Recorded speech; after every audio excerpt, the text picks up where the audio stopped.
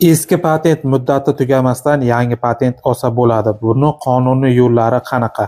Assalomu alaykum aziz obunachilar, kanalimga xush kelibsiz. Keyingi vaqtda eng ko'p beriladigan savollardan biri bu: eski patenti muddati tugamasdan yangi patent olsam bo'ladimi deb so'ralyapti. Keling buni qonuniy tomonlama ko'rib chiqamiz.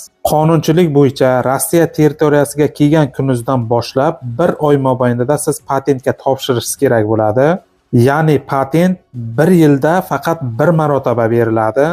Endi siz aytishingiz mumkin, agar patent 1 yilga 1 marotaba berilsa, qanday qilib eski patentimiz muddati tugamasdan yangi patent olishimiz mumkin deb. Misol uchun, deylik siz yangi patentni oldingiz, 6 oy ishladingiz va uyingizga ketmoqchisiz.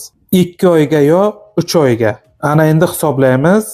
Patentingiz 6 oy bo'lganda ishlaganingizga va uyingizga 2 oy ketsangiz, jami 8 oy bo'lyapti.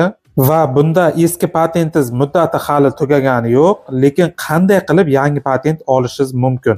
Buni qonuniy 2 xil yo'li bor. Birinchi yo'li, qonun bo'yicha agar siz patentni o'z vaqtida to'lamasangiz, shu qo'lingizdagi amaldagi patentingiz muddati tugagan hisoblanadi. Ya'ni siz agar 6 oy ishlab uyingizga ketmoqchi bo'lsangiz, mana shu patentingizni oylik to'lovini to'lamasligingiz kerak. Ana shunda sizni patentingiz muddati tugagan hisoblanadi. Ya'ni siz borib granitsa kirdi chiqdi qilib uyingizga borib kelib bemalol qonuniy yangi patent rasmiylashtirib olishingiz mumkin. Bu birinchi yo'l edi, ya'ni siz patentingizni oylik to'lovini to'lamasdan chiqib ketishingiz. Ikkinchi yo'li esa bu уведомление sabab bo'ladi.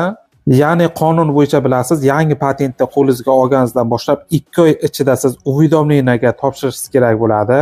Agar siz vaqtida уведомление olmasangiz, patentingiz annullovan bo'ladi.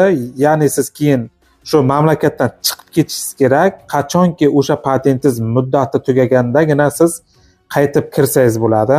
Shuning uchun ikkinchi yo'lga e'tiborli bo'lamiz. Ya'ni siz o'z vaqtida уведомлениеga topshirib patentlaringizni to'lovlarini vaqtida qilsangiz, patentingiz qonuniy amalda bo'ladi. Va bunda ham e'tiborli tomoni, agar yuqorida aytib o'tgandek, agar siz 6 oyda patentingizni oylik to'lovini to'lamasdan chiqib ketib, yana 2 oy bo'ladimi, 3 oydan keyin qaytib kelib yangi patent qilsangiz, yana yangi patentga уведомление topshirishingiz kerak bo'ladi.